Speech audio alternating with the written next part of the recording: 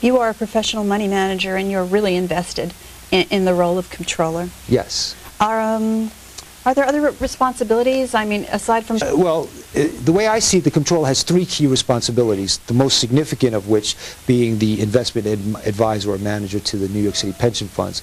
The other two responsibilities are also quite significant. The first being that, by law, the controller must audit some aspect of every city agency at least once every 2 years. Now, that role obviously allows for the discovery of waste, mismanagement, fraud, etc., of which we can be sure there's probably quite a bit if we looked closely enough. What I'd like to do is I'd like to, in the 4 years of my first term as controller, have a look at every city agency. And any place where we find fraud, mismanagement, waste, negligence, we're going to make that public. We're going to publish it out on a website. We're going to put it out there so that hopefully that will serve as an incentive to decrease fraud and waste and mismanagement in the future. I intend to run the office in as transparent a way as possible. And I would like to use the web as much as possible to allow for us to be transparent. What do you think about mayoral control of the public schools with the dissolution of the Board of Ed, which was a huge bureaucracy, Indeed. a lot of positions, placeholders, right. really eating up a major portion of the budget? Right. Well, let me first say that I am a single dad. I have 2 small children. Looking into agencies, city agencies, and how where there's fraud. Right. That's how they spend their money. That's a different issue from control over the schools, whether curriculum A should be chosen over curriculum B.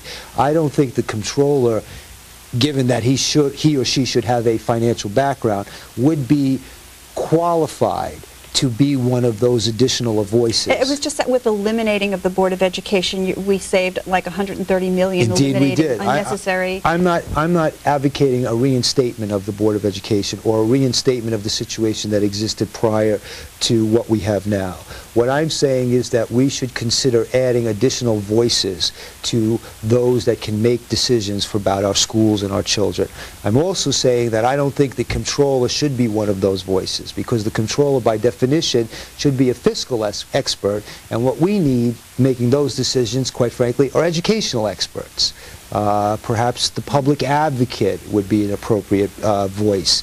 But I would like to see the Comptroller's Office, as I said earlier, focus strictly on the finances, fiduciary of the city's finances, making sure the funds are properly accounted for and properly spent. That's the job of the Comptroller.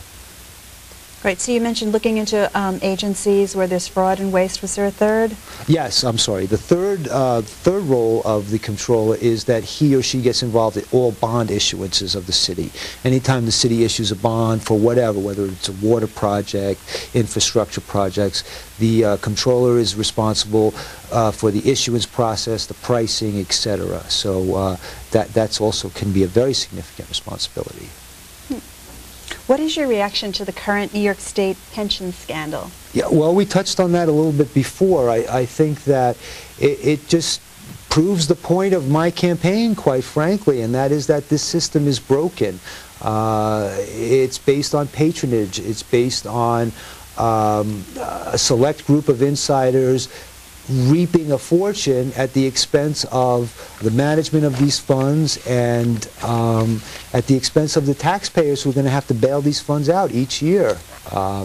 It just proves that the system is broken. We need transparency, we need accountability, and most importantly, we need professionals in this office that knows how to manage funds, knows what it is to look at things from a compliance perspective, for instance, to make sure that all laws are being followed, that there's a proper amount of accountability, that the shareholders or the investors, or in this case the beneficiaries, the public employee retirees, can expect that their money will be there when it's time for them to retire. That's what we need. That's the focus.